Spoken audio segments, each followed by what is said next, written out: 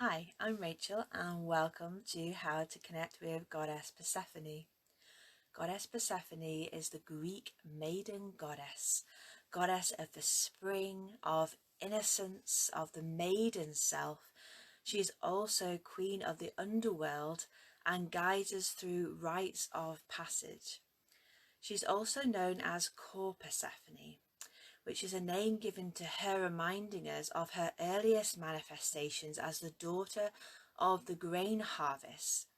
And in this tale, she volunteered to go down into the underworld to guide and to lead the lost souls of the dead. So great is her love that she did this for mankind to support and guide us, and she is there for you now as a goddess that will help and support you when you are feeling lost or frightened. So here are my top 3 tips for connecting with Goddess Persephone. My first tip is to connect in with 2 of her most sacred spaces. And this is a really good starting point to connect in with her, is to go to these spaces and to just breathe and be really present. The first of these is the wild flower and grain meadows. So these remind us of her connection to fertility, to the harvest as the daughter of Demeter. And it reminds us of our wild innocence and the beauty of the earth, and to see that and be full of wonder and awe and to enjoy it. So to run through those fields, to feel the grass and the grains underneath your hands and your fingers. The second place to connect in with her is at caves, so the openings to the earth. And this is reminding us of her journey, of her descent into the underworld and that choice to go within and below.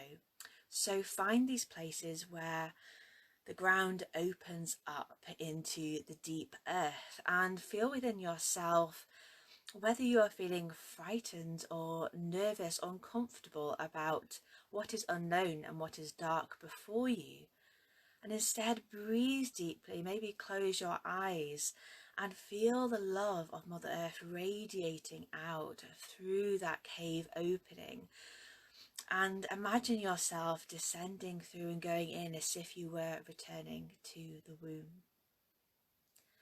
My second tip is to connect in with her 2 sacred flowers. Now, which flower you connect to is going to depend on the time of year in which you are connecting with her. So the first would be in the autumn, and this is referring to her descent as she goes down into the underworld. And at this time of year, you want to connect in with the poppy. So the poppy was the flower that Persephone chose to take with her to remind her of the upper world, of her mother and the harvest. And the poppy is that deep red of the roots of Mother Earth. And it's great to connect in with this colour and this flower at this time of autumn when we are actually making the descent both with the earth and inside ourselves. The second flower to connect to is during the springtime, and this is when she's in her maiden aspect and she is returning. This is about her ascent.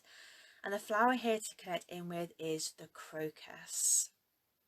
So it is about returning with this new intuition, this new inner knowing and inner knowledge. So we're looking at the colour purple here, the purple of the third eye. So where we have shed illusions by going into the deep below and we have found ourselves, we then return with this new inner knowing. So I invite you to connect in with those 2 colours, red and purple, and the flowers poppy and crocus. And you can use their essence, or you can go actually to the flower themselves or journey with those flowers. My third tip is I actually have some journaling prompts for you to use during your work with Persephone. So you can use any of these things that I've mentioned already and go into a place of reflection or a meditation. Either is good.